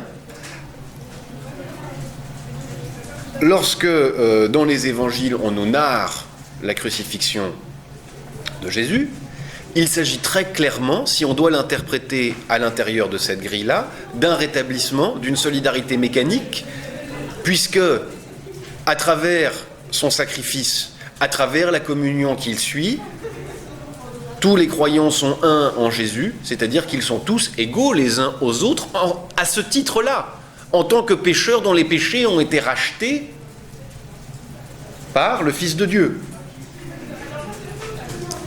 qui d'ailleurs lui-même s'est fait homme. Enfin, il y a eu beaucoup de conflits à ce sujet. C'est d'ailleurs assez amusant de pouvoir désormais interpréter ces conflits intra-religieux sur le statut exact de Jésus. Alors, est-il humain? Est-il humain et divin? Ou est-il à la fois humain et divin, mais pas séparément en même temps? Ou alors que divin? Et alors, qu'est-ce qui se joue là-dedans? Il se joue, en fait, une tentative de repartir de cette solidarité mécanique pour aller vers de la solidarité organique, c'est-à-dire de ne pas faire de ce moment un moment de partage entre humains, mais de faire de ce moment quelque chose où il y aurait Dieu, un être mis au milieu entre les deux, ou divin, mais quand même humain, etc. Et les apôtres, les saints, les humains. Oui.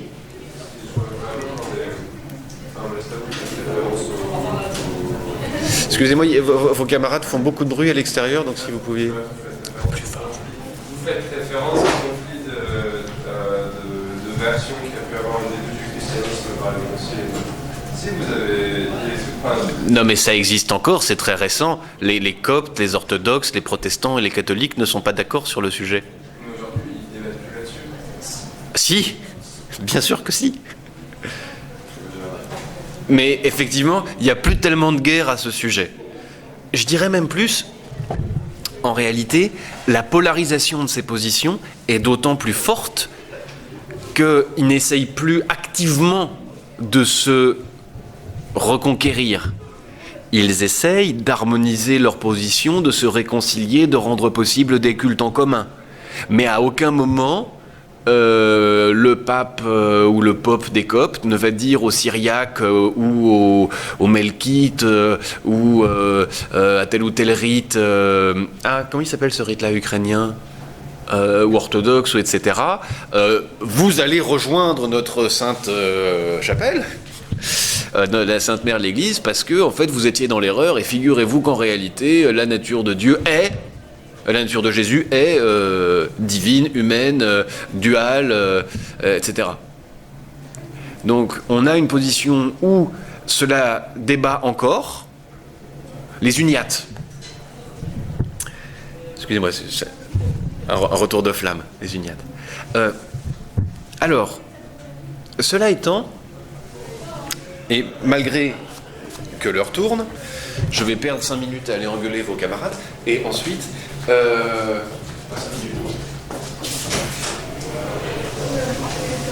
C'est pas grave. Excusez-moi, est-ce que vous pourriez parler un peu moins fort parce que vous donnez cours à côté? Alors voilà, merci.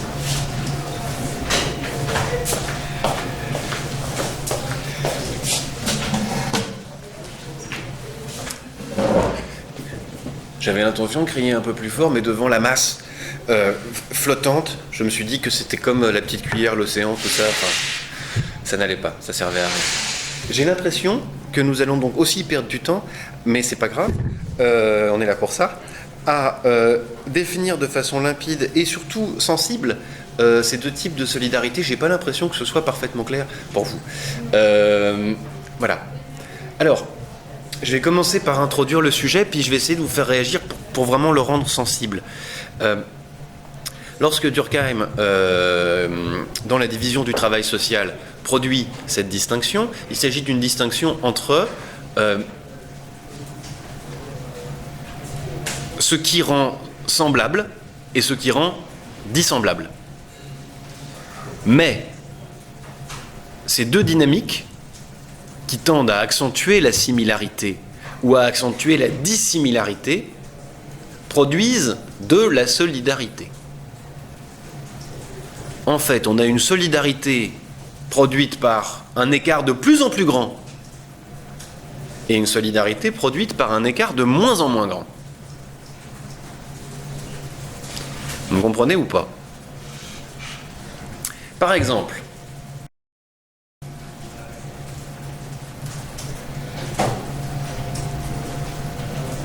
si vous êtes dans un train,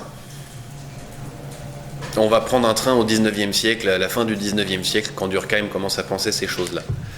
Il y a quelqu'un qui met du charbon dans la locomotive. Un travail épuisant, etc., met du charbon dans la locomotive pour que ça fasse de la vapeur. Et un type qui est à son bureau, puis qui lève des leviers pour faire fonctionner un système ferroviaire. Vous voyez bien que ils ne font pas du tout la même chose. Il y en a un qui est poisseux, plein de suie, en train de s'arracher la gueule, va faire fonctionner sa locomotive, et l'autre qui est tranquillement dans son bureau, à noter sur un petit carnet, chef de gare, qu'il est passé à telle heure, etc. Il y a en quelque sorte un bureaucrate et un ouvrier. Vous voyez à quel point on est le niveau d'écart entre les positions. Pourtant, si l'un d'entre eux s'arrête, le système explose. Stop, ne fonctionne plus. Il y a un énorme niveau d'interdépendance. C'est un ensemble cohérent. Aucune des parties ne peut fonctionner sans l'autre. De la même manière, si vous n'aviez que des foies, ou que des cœurs, ou que des poumons, ça ne marcherait pas. La métaphore de la solidarité organique, c'est la métaphore d'un organisme, lorsque le différent fait fonctionner une entité complète. Voilà. C'est aussi simple que ça. Donc, plus la société sera animée par une solidarité organique, plus son fonctionnement sera basé sur une interdépendance de fonctions différentes, mais faisant système. C'est-à-dire correspondant à un ensemble de dépendances internes.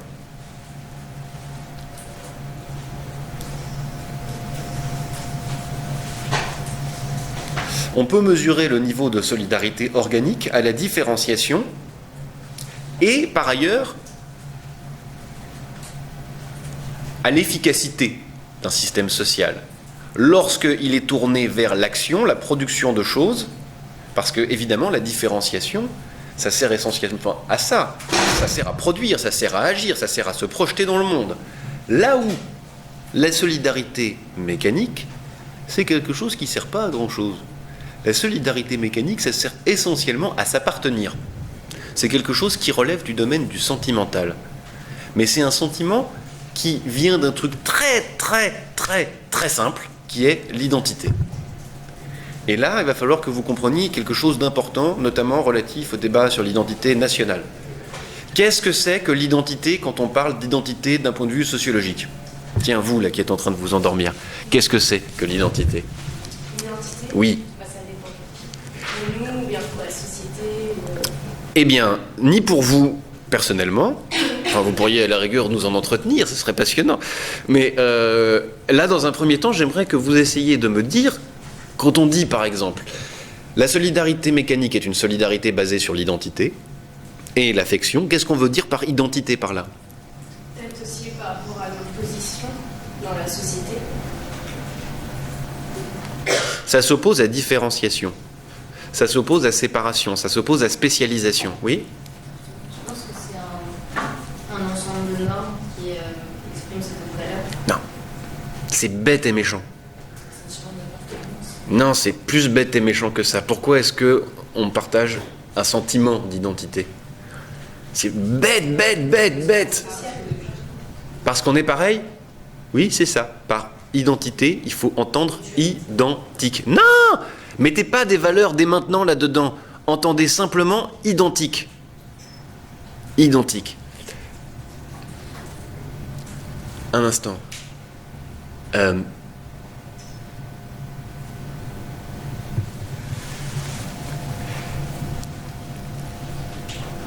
il y a là-dedans quand même une erreur. C'est que le sentiment est nécessaire à l'identité. Je veux dire par là que l'identité n'est pas suffisante à produire une solidarité. Si par exemple vous vous placez d'un point de vue économique, vous dites la mondialisation c'est l'intensification des relations entre des agents économiques et techniques, on pourrait rajouter c'est l'intensification et la dématérialisation. Non, c'est pas vrai, il n'y a pas de dématérialisation. C'est l'intensification des échanges économiques et techniques entre des agents économiques et techniques. Vous dites, dans ce cas-là, avec la standardisation de la production, il y a aussi une standardisation des agents économiques et techniques. Et par conséquent, vous pourrez trouver des mêmes personnes effectuant les mêmes tâches, avec le même habit et faisant les mêmes choses, dans tous les McDo du monde. Pourquoi cela ne produit-il pas de solidarité ? On pourrait dire effectivement que ça ne produit aucune appartenance, qu'en aucun cas ça ne fait communauté, qu'en aucun cas ça fait groupe, qu'en aucun cas il y a là une logique sociale. Parce qu'on n'est pas à l'échelle de la fréquentation, parce que ces gens ne se connaissent pas, qui n'ont pas de communauté d'intérêt, ils ont même plutôt au contraire des oppositions d'intérêt. La plupart du temps, lorsque des salariés ayant les mêmes qualités économiques et techniques sont mis en concurrence, ils sont donc plutôt dans une logique de concurrence, d'affrontement, de violence. Néanmoins, dès lors qu'on devrait considérer une société mondiale, et on peut déjà le faire, je pense que ce qui nous manque pour considérer la solidarité mécanique produite par cette identité des comportements, des lieux, des appartenances, des pratiques, même si pour le reste on est dans des systèmes culturels différents, existe, et ce qui nous manque c'est le point de vue pour les observer. On n'a pas assez d'yeux pour voir quel type de solidarité ça peut produire. Mais retenez ça d'abord. D'un point de vue sociologique, l'identité, c'est le niveau d'identité entre des personnes. Est-ce qu'ils se ressemblent? Est-ce qu'ils sont pareils? Voilà. Est-ce que oui? Non, on parle d'identité personnelle. Ça va pas être le ressemblance qu'on a avec nous-mêmes. Ça correspond forcément à des critères. L'identité, elle ne peut pas reposer sur absolument tout. Je comprends pas ce que vous dites. Je peux dire que j'ai une identité, par exemple. Ah. Alors, il est vrai qu'il y a une espèce d'ambiguïté dans l'usage des termes qui est très troublant. Par carte d'identité, on est censé, par exemple, imaginer saisir ce qui vous est singulier. En tout cas, ce qui permet à l'État de vous singulariser vis-à-vis des autres, c'est-à-dire votre taille, votre lieu de naissance, votre nom, votre adresse et la couleur de vos yeux. Donc, si ça existe encore, je ne sais plus. Enfin, peu importe. Donc, en d'autres termes, on utilise ici, quasiment à contre-emploi, en contresens total, en contresens, pas en faux sens, en contresens, la notion d'identité, puisque par identité, c'est-à-dire ce qui est identique, on désigne ce qui est singulier. En fait, il faut se rappeler que c'est pas tant une carte d'identité qu'une carte d'identification, et qu'elle procède d'un énorme niveau de standardisation. Évidemment, si sur votre carte d'identité, il y avait ce qu'en votre petit cœur mignon, vous placez comme espoir dans la vie et comme représentation sur ceci ou cela, d'abord, elle serait un peu grosse, votre carte d'identité, et puis ça ne vous servirait plus à rien. Qu'est-ce que l'État en a à faire que vous aimez les choux de Bruxelles? Enfin, ça ne va pas, vous voyez? Donc, effectivement, il y a une espèce de faux sens. Ensuite, ce qui va réellement faire identité entre tout un chacun parmi vous, là, ici, et moi d'ailleurs, dedans, c'est qu'on pense tous avoir notre petit cœur mignon, et avoir une identité, une personne qui n'est pas une qualité juridique, mais qui est la somme de toutes nos expériences sentimentales. Lisez à ce sujet une catégorie de l'esprit humain, la notion de personne, celle de moi, de Marcel Mauss dans Sociologie et Anthropologie, qui désigne vraiment très clairement comment d'une notion juridique, la notion de personne, est devenue ensuite quelque chose que chacun avait et qui n'était plus excluant. Par exemple, dans l'Empire romain, les esclaves n'avaient pas d'accès à la notion de personne. On pourrait dire, après Mauss, mais Mauss ne pouvait pas le dire, comment l'interprétation vulgarisée de Freud a fait que tout le monde croit qu'il a un inconscient, qui s'associe à ça, et qui va constituer l'identité. Mais vous voyez bien que ce n'est pas le contenu qui fait l'identité sociale, c'est le contenant, c'est-à-dire le fait que chacun croit qu'il a sa petite individualité. Mais il y en a des tonnes. Vous pensez quasiment tous, par exemple ici, que la croissance c'est bien. Bon, la valeur, c'est-à-dire la somme des valeurs ajoutées produites, c'est quelque chose qui indique la santé d'une économie. Bien. Ce qui est intéressant, c'est que, vous ayez tous la capacité à utiliser cette notion, 2, que vous l'utilisez quasiment tous de manière maladroite, sans connaître les définitions, et que l'immense majorité d'entre vous partagent à peu près une somme d'idées reçues sur le sujet. Ce qui est intéressant, c'est à la fois les idées reçues et le fait, par exemple, de partager des idées reçues, sans les questionner violemment. On pourrait faire la même chose. Regardez l'effet de structure sur le Big Bang et le fait que l'homme descend du singe. En plus, il ne descend pas du singe. Vous avez tous, pour la plupart, on va dire à 98%, à peu près l'idée que, et même si ça se superpose avec des idées religieuses, il y a eu un Big Bang et puis il y a eu une évolution, sans jamais maîtriser exactement ce qu'il y a là-dedans. Ce qui est effectivement un terreau fantastique pour la religion qui arrive là et qui redonne des explications. Quelqu'un qui croit au Big Bang et à la théorie de l'évolution ne sait rien. Il a vaguement des connaissances confuses sur quelque chose de confus. Donc évidemment, il n'a pas de certitude, il n'a pas de discours simple, il n'a rien à mobiliser. Ça, c'est une caractéristique. Ça, c'est un haut niveau d'identité. Vous voyez ? Et donc, ce à quoi je veux en venir, c'est que quand il y a un débat sur l'identité nationale, du point de vue sociologique, c'est idiot. C'est quasiment aussi idiot que le coût de l'essence des religions. Pourquoi ? Parce que travailler sur l'identité, c'est travailler sur ce sur quoi nous ressemblons maintenant. Et c'est tout autre chose de venir en disant « j'ai une identité, je veux que vous l'adoptiez tous ». Par exemple, on est tous blancs, on descend tous de Vercingétorix et vous n'aurez pas l'Alsace et la Lorraine. Et travail, famille, patrie et youpi. Ça, c'est voilà, un exemple. Ou alors nous aimons tous les droits de l'homme, ça peut être pareil. Hein. Et qui est donc quelque chose de prescriptif qui peut être manipulé par des entrepreneurs identitaires ou religieux, ce qui est souvent la même chose, ou par des entrepreneurs économiques d'ailleurs aussi. D'ailleurs, ils sont tous les trois à la fois, la plupart du temps. Mais ce qui est le plus intéressant du point de vue sociologique, et c'est évident, c'est de regarder comment aujourd'hui nous ressemblons et quelle est notre identité, c'est-à-dire sur quel point nous sommes identiques. Ça, c'est intéressant. Et à partir de là, selon le niveau d'identité, on pourrait dire que la société française est plus ou moins intégrée. Or, du point de vue de l'identité, c'est du moins mon point de vue, nous n'avons jamais été aussi intégrés qu'aujourd'hui. Et nous n'avons jamais été aussi identiques qu'aujourd'hui. Alors peut-être que ça ne nous plaît pas qui on est. Peut-être que quand je m'appelle Jean Stanislas, je me sens pas intégré. Parce que je ressemble assez peu à certaines d'autres catégories, quoique la plupart du temps, en fait, j'écoute du hip-hop et j'essaye d'avoir un baggy pour ressembler à, et je parle la même langue et j'ai le même argot que la plupart des autres Français, donc j'écoute la même musique. Mais dans l'ensemble, il me semble que si on devait poser l'intégration, ça devrait être, voilà, en gros, qui est le Français type, à quoi il ressemble, qu'est-ce qu'il écoute comme musique, qu'est-ce qu'il mange, quelle langue il parle, quel niveau d'études il a, etc. Et ensuite, quel est le niveau de dissimilarité. Il y a un siècle en France, le Français type parlait une langue, ben on en parlait plusieurs en France. Vous voyez ? Où peut se situer l'écart ? Enfin d'ailleurs non, parce qu'on commençait à rentrer dans la Première Guerre mondiale et donc vraiment à écrabouiller les différentes langues, etc. Les modèles de mariage étaient extrêmement différents de région en région. Enfin, ça allait encore, on reste un pays très hétérogène. Moi, j'ai l'impression qu'on n'a jamais été aussi intégré. Par l'infrastructure urbaine, par le fait que énormément de pratiques locales ont été folklorisées, que des langues locales ont été folklorisées. Voilà. Par des pratiques commerciales, par l'école qui continue son travail, par les médias de masse. Je pense qu'on a... Bon, on peut trouver aujourd'hui en France, en tout point de la France, les mêmes abrutis pour croire aux mêmes théories complotistes. Voilà. Ça, c'est un niveau d'intégration formidable.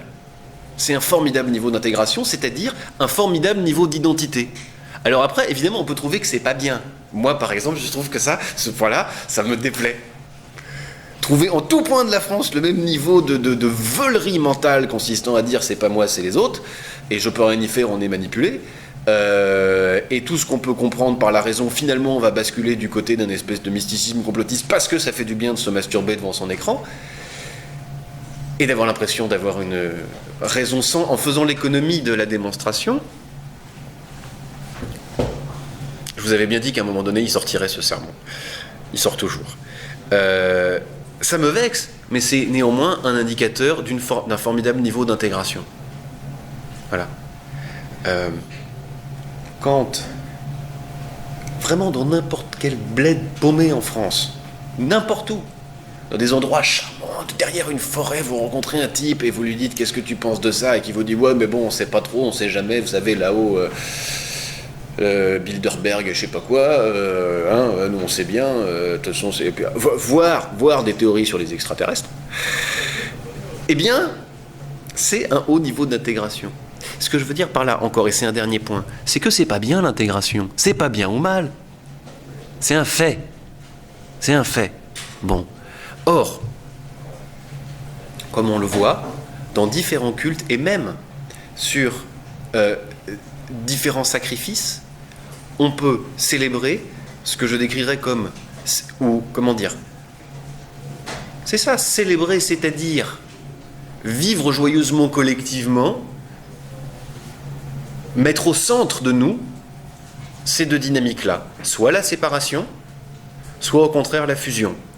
Soit la différenciation, soit au contraire un effort pour être tous semblables les uns aux autres. Vous voyez que là où, dans les sacrifices grecs dont on a parlé, il est parfaitement évident dès le départ qu'il y a une vraie logique de différenciation. Non, vous n'êtes pas d'accord ? On n'est pas chez les Grecs. Hein. Voilà. Dans l'autre, on a au contraire très clairement, enfin moi c'est comme ça que je l'interprète, une solidarité mécanique qui est à l'œuvre. C'est-à-dire, par ce sacrifice, nous nous mettons tous à égalité, d'un coup.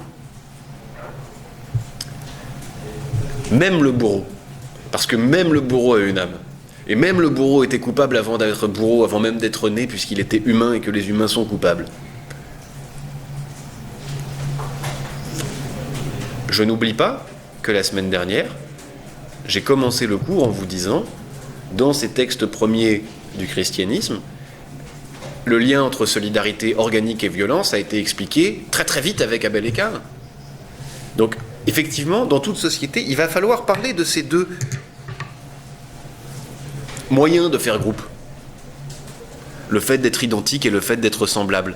Le fait de se maintenir ensemble le plus identique possible, mais en même temps, de se différencier quand même, tout en restant semblable. Maintenir du même et du différent dans un même groupe. Et c'est vraiment ça, ces deux solidarités. Ces deux moyens de faire groupe, avec différents degrés dans chaque société. La violence du sacrifice peut servir ces deux causes. La violence du sacrifice peut servir ces deux causes.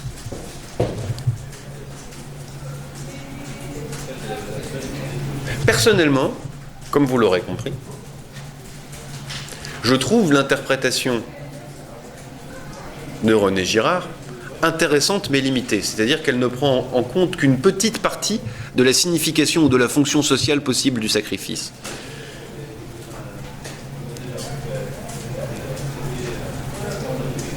D'abord,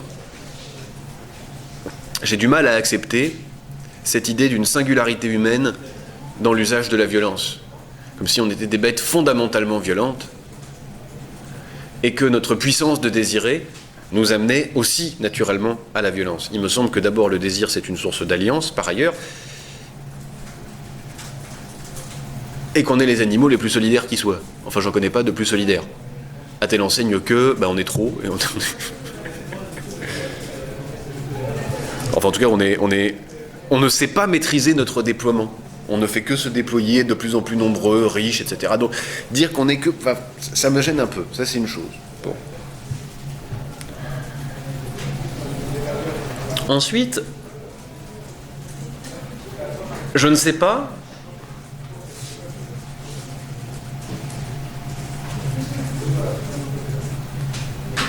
si le sacrifice empêche de la violence. Je ne sais pas si c'est sa fonction et même si c'est son effet.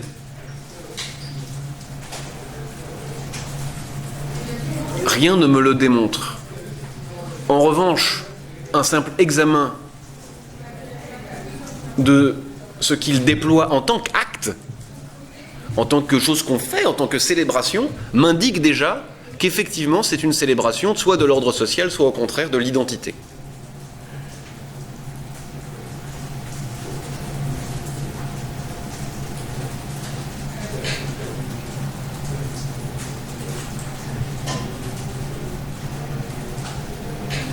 En d'autres termes, je ne sais pas du tout si une société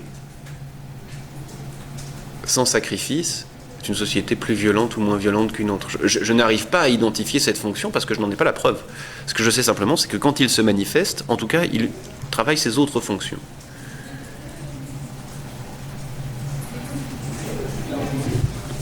Pour en finir, j'aimerais partager avec vous une hypothèse.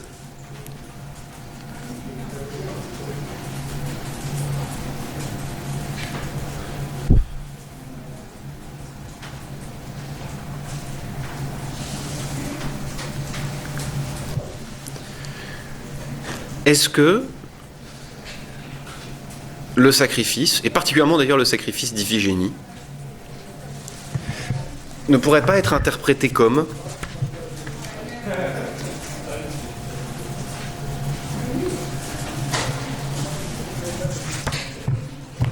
ce que j'appellerais la naissance de la métaphore, c'est-à-dire la naissance de la production sociale du sens, en tant qu'elle se connaît. Je m'explique. La naissance de la création consciente du sens. Qu'est-ce que c'est qu'une métaphore? C'est parler de quelque chose en parlant d'autre chose. C'est utiliser une image. C'est en fait faire ce qu'on fait sans arrêt. En réalité, on parle par métaphore. Quand j'appelle ce livre « livre », c'est une métaphore, ce livre n'est pas un livre. J'utilise un signifiant pour décrire un signifié. De la même manière que dans le langage, j'autonomise cette fonction en disant le livre pour parler de toute la littérature. Bon, bien que ça ne soit pas exactement une métaphore, mais plutôt une métonymie. Je ne sais plus lire, peu importe. Vous savez ça, vous? Ce que je veux dire par là, c'est que cette histoire d'Iphigénie, là, qu'est-ce que c'est que cette histoire d'Iphigénie? Quand elle est racontée, quand ce mythe, d'abord répété et répété et répété de génération en génération, et écrit ensuite et appris par cœur par des générations de jeunes Grecs se déploie, qu'est-ce qu'on apprend? Si ce n'est que on doit faire entre nous des choses qui ont un sens purement symbolique et qui sont en quelque sorte jouées socialement.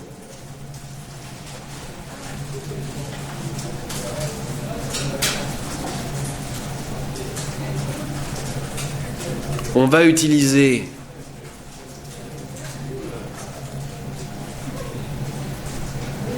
un simulacre d'acte, puisque l'acte n'aura pas lieu, pour signifier quelque chose de beaucoup plus vaste. Ce qui est contenu dans cet épisode extrêmement ramassé, dans lequel il y a la virginité, le mariage avec Achille, le rapport homme-dieu, le rapport entre les hommes, la chefferie, etc., etc., c'est en quelque sorte la métaphore du moment où on établit l'ordre social et par là même, on pacifie les relations entre les hommes et les dieux, entre les hommes et les femmes, entre les hommes et les hommes. Est-ce que, finalement, ce qu'il faut voir à travers les sacrifices ritualisés et pacifiés et justement le récit mythologique des premiers sacrifices, est-ce que ça n'est pas l'invention de la métaphore sociale, c'est-à-dire l'usage de symboles pour signifier un ensemble beaucoup plus vaste et complexe, en l'occurrence Iphigénie,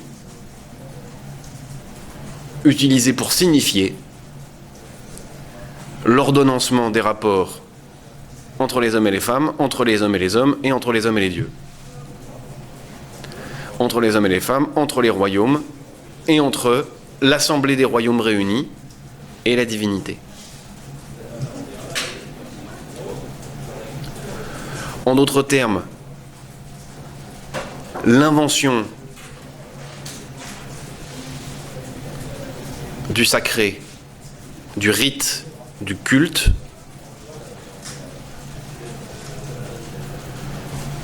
comme lieu de célébration implicite d'un ensemble beaucoup plus vaste, impliquant essentiellement le lien organique, presque analogique, entre l'ordre du monde politique, l'ordre du monde humain, et l'ordre du monde divin, l'ordre des choses et l'ordre de la nature. L'ordre des choses humaines et l'ordre de la nature. Voilà. J'en ai fini. Vous inquiétez pas, on peut tout reprendre. Oui. Des questions? C'était pas clair, faut reprendre? Ça va? Non, c'est derrière, j'entendais des gens qui disaient ça va trop vite, zut. Bah quoi, c'est pas l'heure? Oh. Ah si, c'est l'heure, oui. Oui, c'est vraiment la célébration. Peut-être je parle pas assez fort. Oui, bah c'est fini. Du rapport d'alliance, du rapport presque analogique, de même, entre l'ordre des choses divines et l'ordre des choses humaines.